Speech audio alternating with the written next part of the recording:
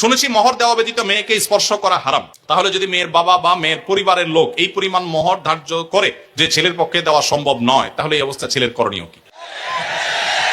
প্রশ্ন কমন পড়ে গেছে, এই তো।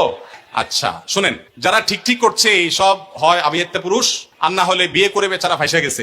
শুনেন, প্রথম কথা হলো যে মোহর ধার্য করলে সেটা দিতে হবে বাধ্য।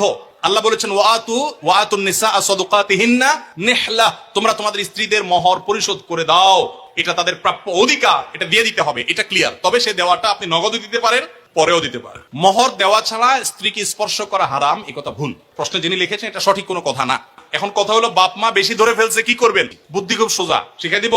যদি কোনো কারণে মুরব্বীদের কথা ফুসলানিতে পড়ে আপনি রাজি হয়ে থাকেন, রাজি হয়ে গেছেন, 20 লাখে সই করে দিয়েছেন, রাজি হয়ে গেছেন, এখন আপনার বাঁচার উপায় আছে একটা, হয় পুরা টাকা আদায় করে দিবেন, আর না হয় বইয়ের কাছে একটা দরখাস্ত লিখবেন। কি লিখবেন? দরখাস্তে লিখবেন, বরাবর প্রিয়তমা স্ত্রী, বিষয় মোহর মওকুফের আবেদন, যথাবিহিত সম্মান প্রদর্শন পূর্বক নিবেদন এই যে আমি অমুক অমুক আপনার নাখান্দা স্বামী, বিবাহের সময় মুরব্বীদের পীড়াপিড়িতে রাজি হয়ে এত টাকা ধার্য হয়েছে, আমি রাজি হয়ে গিয়েছিলাম, তখন বুঝি নাই যে এটা দিতে হবে।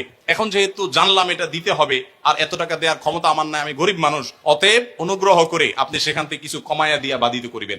স্ত্রী যদি সেই অ্যাপ্লিকেশন গ্রহণ করে বলে ঠিক আছে তুমি গরিব মানুষ, যাও 50% মাফ করে দিছি, বা 40% বা 90% মাফ করে দিছি, ঠিক আছে এত দাও, বাকিটা মাফ, তাইলে আপনি মাফ পাবেন।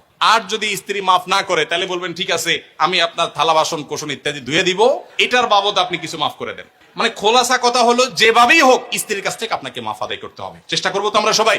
মোহর আদায় করা ছাড়া কোনো মানুষ যেন মারা না যায়, মোহর আদায় করে দিবেন। বেশি হয়ে থাকলে স্ত্রীকে বুঝান, আমি যদি একটু রসিকতা করে বলেছি, আপনি বুঝান স্ত্রীকে, দেখো বেশি হয়ে গেছে, তুমি তো দেখতেছো আমার অবস্থা, এখন তুমি একটু স্যাক্রিফাইস করো, আন্ডারস্ট্যান্ডিং করেন। সে যদি কমায় দেয় তাহলে সেটা জায়েজ আছে, কোনো অসুবিধা নেই।